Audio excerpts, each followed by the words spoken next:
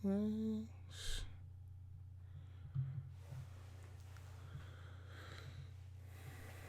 going on, everybody? This is David. I told you guys yesterday in my previous video that I'm going to do some more reviews, and that's what I'm here for.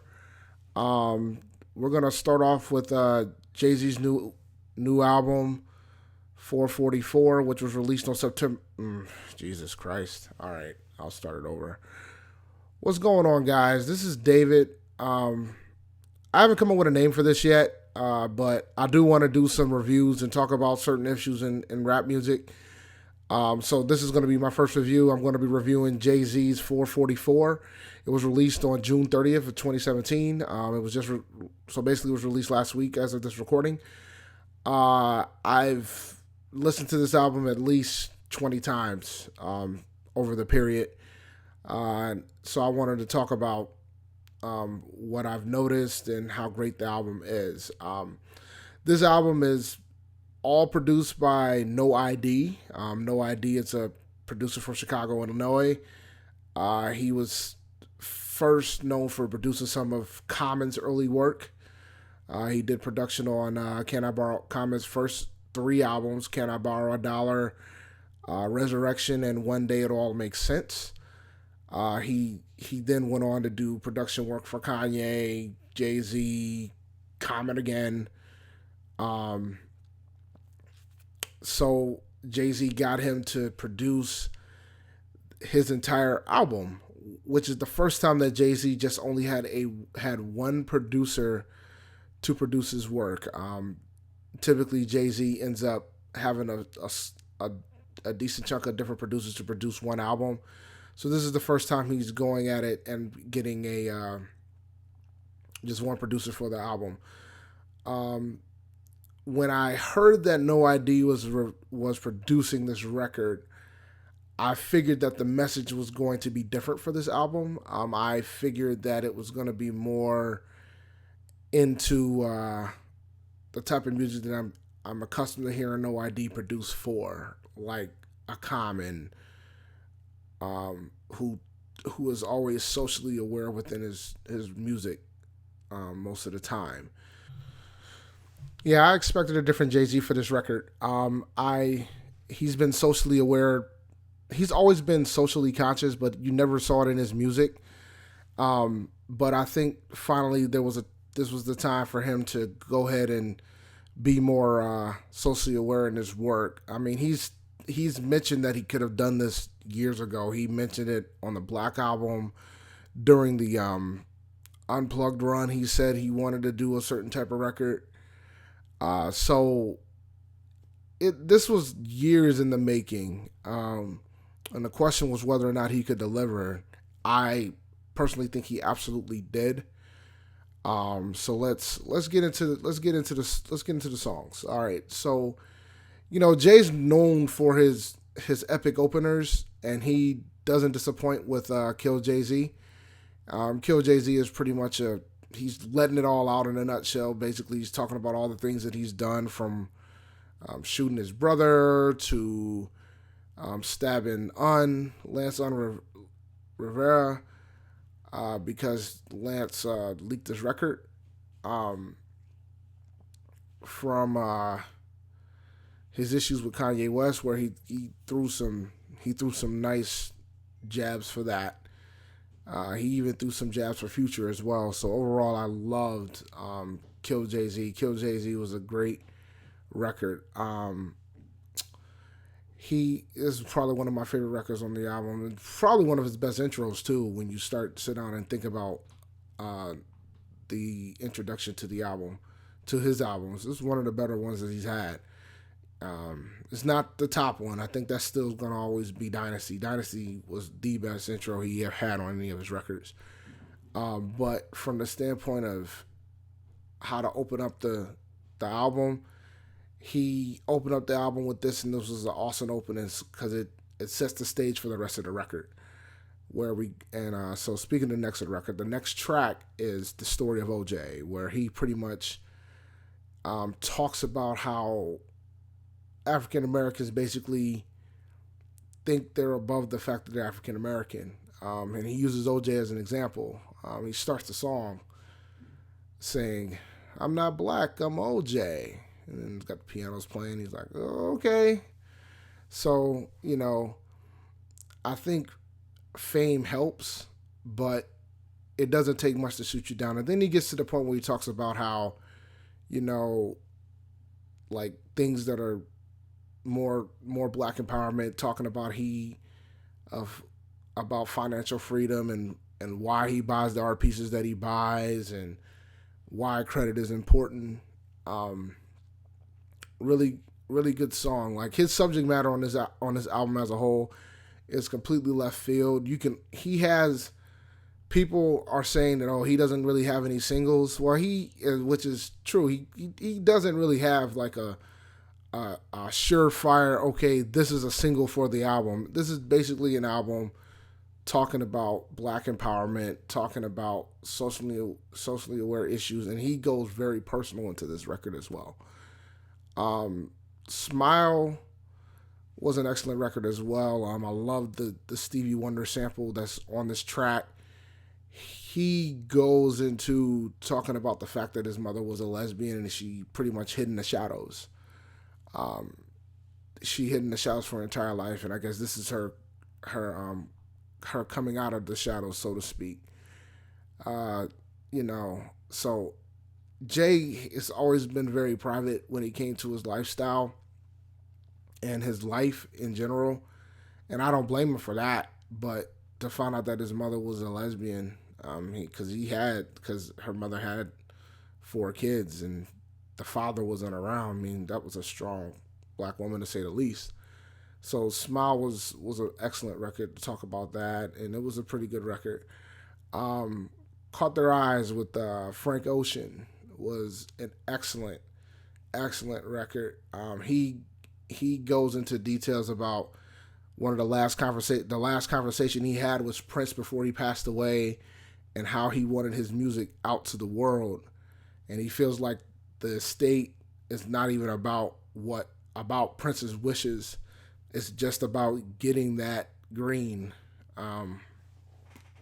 He goes into detail on that. So nobody's safe from criticism, even when he's talking about financial freedom and black empowerment. The fifth track, 444, which is definitely my favorite track on the album. I'm obsessed with the sample. When I first heard the sample, I had the Screwface. No ID's production on this album is excellent. Arguably his best work. I know some people will disagree with me on that, but I think this is probably, I have to think about it a little harder, but it's definitely up there, some of his best work that he's ever done, especially for an entire album. It is definitely up there. 444, he talks about his some of his flaws when it came to women. The song pretty much sounds like he's talking to Beyonce from the standpoint of some of the things that he's done in the past, and he talked about the regrets and the mistakes, and he also got to the point of wondering like what is he going to do when he has to have this discussion with his daughter, Blue, because now in 2017, man, it's easy to Google and figure out what happened. Like, I don't know if Blue's homeschooled or if she goes to private school or what, but a lot of kids have the internet and they're gonna be like, well, your daddy got beat up in the elevator. So those are the things those are the type of discussions that Jay is gonna dread having with Blue when Blue gets a little bit older, to understand what was happening. And so he mentioned that, and that was, and if you have kids and you go through relationships, and if you don't exactly have the most perfect relationship with your spouse or your significant other, that one kind of hit home, because those are the type of things you got to have those discussions with your kids if you know that you've done wrong. And of course, the next track is Family Feud. He does that song with Beyonce, which is an excellent track. This is probably my second favorite track on the album. I think the from Caught Their Eyes, 444 to Family Feud came correctly, and I loved it. I loved the way it transitioned. Um, and I love the hook for it. Nobody wins when the family feuds. We found out that this was the last song that was done for the album. You know, and so when people were asking, well, how's he already talking about Al Sharpton with the selfie? It was the last song that was completed for the record, so that was the reason why it was so current. Some people are saying he did the album in a week, which wouldn't shock me. I mean, he did the majority of Blueprint in a week. So maybe Rush J is Effective J because this album is so excellent. The next song is Bam with Damian Marley, which was a excellent reggae piece. This will be the song that you'll hear in the clubs. Like you can probably play this song in a club and it'll go, and you'll dance to this song. So this is his dance cut, so to speak. Even though he's talking about some pretty cool, some pretty good, important issues on this song as well.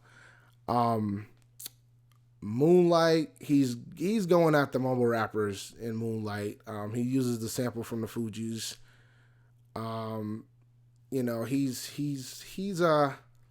He's not letting these mumble rappers live, and I think some folks have already responded to him for a couple of things that he said throughout this album. Moonlight was a good song. Probably my least favorite out of all of them on the album. Doesn't give the album a hit, so to speak. It's just this one was probably the least favorite one out of all of the ones that I had on the record.